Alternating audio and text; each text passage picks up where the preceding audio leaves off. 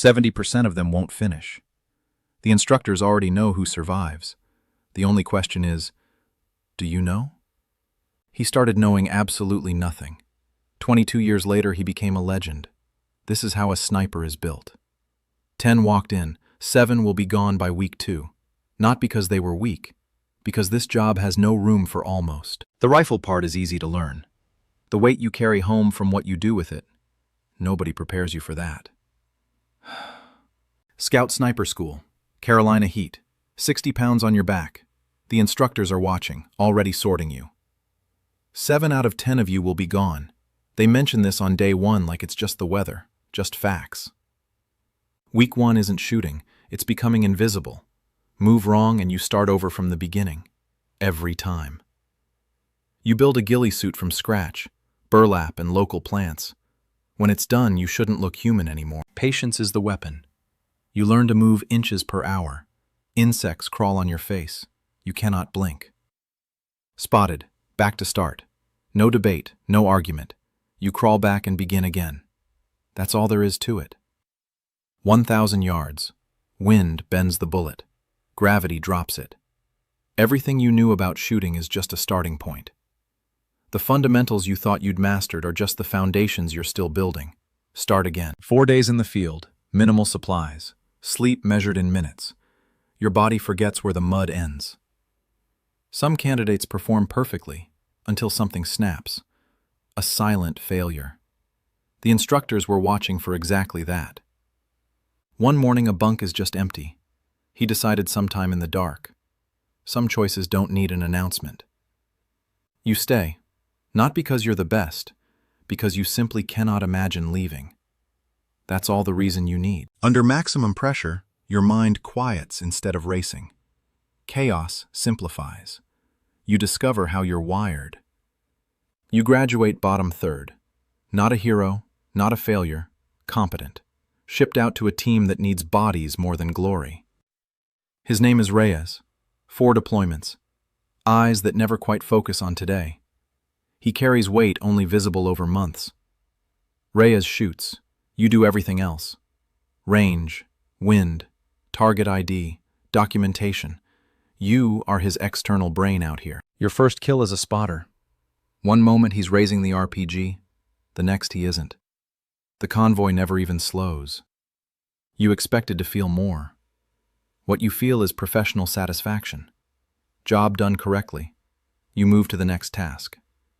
You learn to read threat in how people walk, how they hold their hands, the pattern of normal that breaks just before violence. Letters from home arrive already outdated.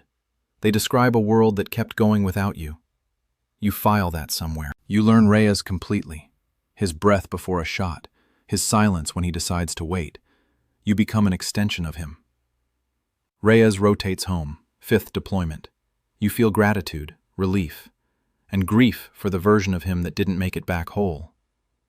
Your first shot as primary shooter, 600 meters, wind steady. The mechanics work exactly as trained. Breath, squeeze. 3 Americans, aid workers, captured 2 weeks ago.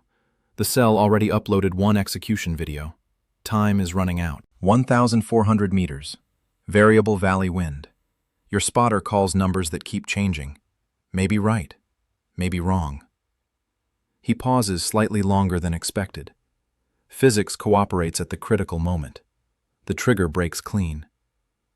The assault begins. 20 minutes. 3 people board a helicopter alive. Because of 1 shot you made at sunset. 3 saves. It feels different than the others.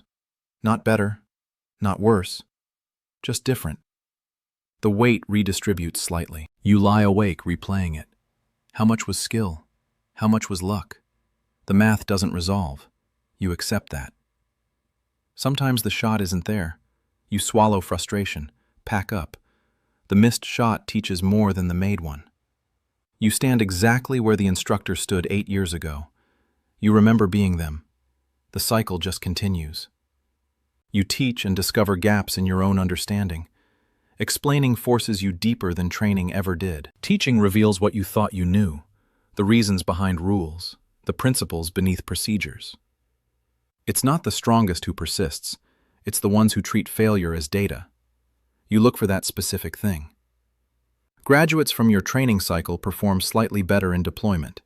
That's the only metric that matters. Training is valuable, but you miss the clarity of real operations, the stripped-down focus that only combat creates. When the opportunity comes for one more deployment, you take it before anyone finishes the sentence. They call you old man, affectionately. You're not old yet, but you feel it. Your knees now predict the weather. Experience compounds. You've watched good shooters make bad decisions. You know which instincts to trust and which to override. 1,700 meters, moving target, 4 seconds. You make the shot partly because of skill, partly because the wind cooperated. The team inflates the legend slightly with each retelling. You don't correct them, but privately you know. The intelligence was confirmed, multiple sources, recent timestamp. You had every reason to trust it. You took the shot.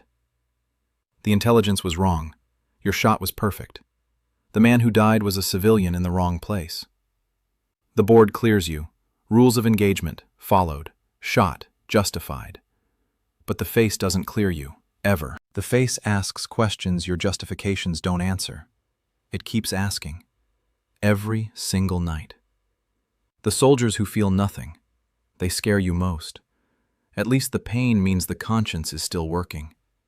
Master is an informal title, given by peers. It means you survived long enough and well enough to become genuinely rare. The technology promises to remove human error, but you understand. Human judgment is also what creates the right result. Make targeting too automatic and you lose the moral weight. The thing that keeps soldiers different from machines.